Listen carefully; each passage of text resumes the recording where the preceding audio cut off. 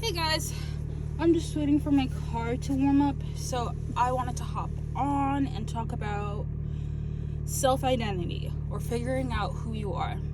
I've realized in this time that I've been taking off and just like working on my book and my business, I realized, actually even before that, but I realized that I had a hard time figuring out what my self-identity was because growing up in a toxic family household or just like in an environment where funds aren't given to you, or not given to you, but funds aren't spent on creative things or clothes, like basic necessities. Like I was already wrestling with my parent figures to take care of me, like the bare necessities, stuff for school, lunch for school, clothes that fit, and stuff like that. That figuring out who I wasn't a privilege I was allowed to have, because in my household it's like, how dare you try to figure out who you are? You're an extension of the parent, and you need to be what they see is fit, so it represents them properly when you're outside with them or not. And 16 years of that before I got kicked out, it was like I didn't know who I was. I didn't know what I liked. Everything was restricted. So when I got kicked out at 16, I was like, holy shit, I have so much freedom. I could do things that was restricted before. I could go hang out with a friend. I can go to the mall with a friend because I was working and paying rent, but with the little I had left over after paying bills and stuff, I would use that to slowly build my wardrobe. And it was a lot of trial and error because I never got the chance to pick out something and be like, I want this, and that would be okay. And even just like hobbies or interests, it wasn't allowed. And even me like doing sports or like electives at school, it was like I had to fight to be able to do just that. So imagine like a club or something outside of school that requires money and like a parent to drop you off and stuff like that. Those things were not allowed. So I never, at that age, I never got to know myself. And then when I got kicked out, my focus was just paying bills, finishing school, because that was the path I was already on. And again, I was just in survival mode, living paycheck to paycheck. I never got a break, so it was like, okay, sorry, it's cold. You can see the fog coming out of my mouth. Oh my goodness. But yeah, I was just so shocked that I had no idea who I was, and a part of me was afraid of that, and a part of me was also like, well, I guess this is exciting because now I get to try new things and see what works and see what didn't work. And that's what I did from 19 to 23-ish. And now I feel like this year of 24 years old, I feel like I have a good inkling on who I am and what my boundaries are and what I hope to accomplish. And that's all because I did the time to introspect and reflect on my life and my past and how it affected me. And I guess like chatting with AI, I found it very hard to understand other people now. How do I want to word this? Because how trauma wires our nervous system. When I was younger, I was in a fawn, like fight, flight, freeze, and fawn.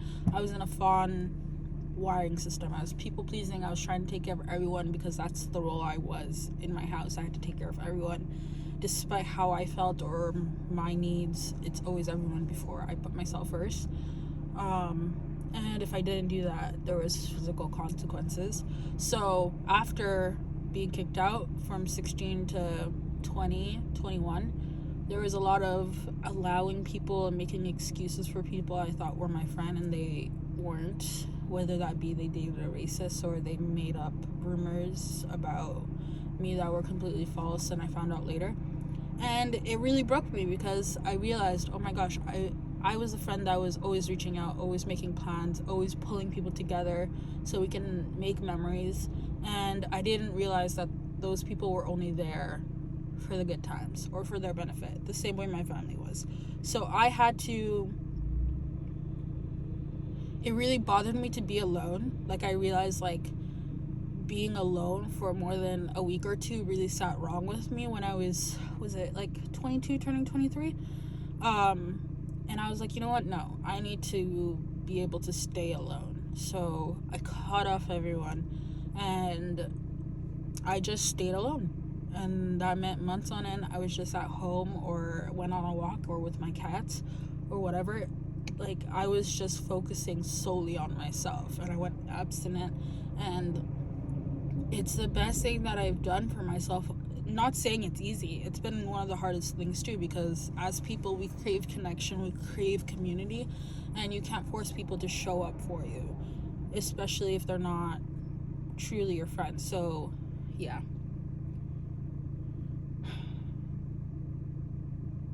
I don't know. I guess what I want to say is, for people who are struggling figuring out who they are, don't know because they're still in a toxic environment that restricts them from figuring it out, or they just don't even know where to begin, I want you to know that it is a long process, and it does take time and trial and error. And you will try something and you might like it for a couple months, and then a couple months later you'll be like, why did I like that thing, or why did I do that? And I think the important thing is to have grace for yourself, because just like your parents, you're living your life for the first time too. And although you might not agree with everything that your parents have done, and if you're still living with them, you can't really I guess, what's the word, rebel. I don't know if rebel is the right word. You can't explore without being limited. I would say start off online, the things you can control. So if you can't control how money is spent, or what hobbies you're allowed to enter and stuff like that, I would say control the content you consume, control what aspirations you have for yourself, so when you do put yourself in a position to be free from the restraints that are holding you back from, you know, exploring who you are, who you could be, you have to plan to get to a state of that.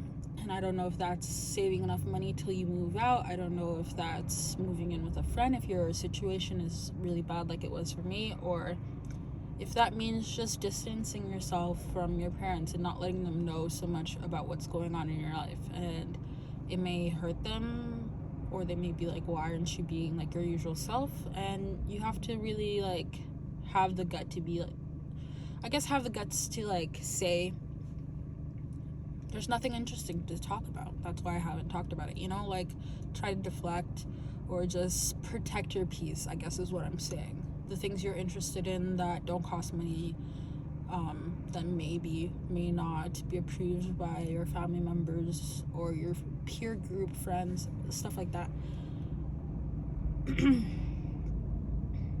You will figure it out. It's hard. It definitely is hard. And I realize that a lot of people would rather stay in their comfortability than do the hard, whether that be finding identity or healing trauma or anything else. And I mean, that's my goal with my book, to help people become more aware. Because if I had my book, I feel like I could have learned a lot of stuff faster. But yeah, thank you for listening this few little minutes. I think my car should be warm now. It's still kind of cold, but the heat is off. Anyhow, I will see you guys the next time I post. Thank you for listening. Thank you for tuning back in. And we're gonna do this together, guys. We'll figure it out day by day, week by week, month by month, and we'll look back to the comments of these videos, and I'll even reflect back on these videos, and we'll be like, wow, you really grew. And I hope to create that community with you guys. So thanks for listening. Bye bye, guys.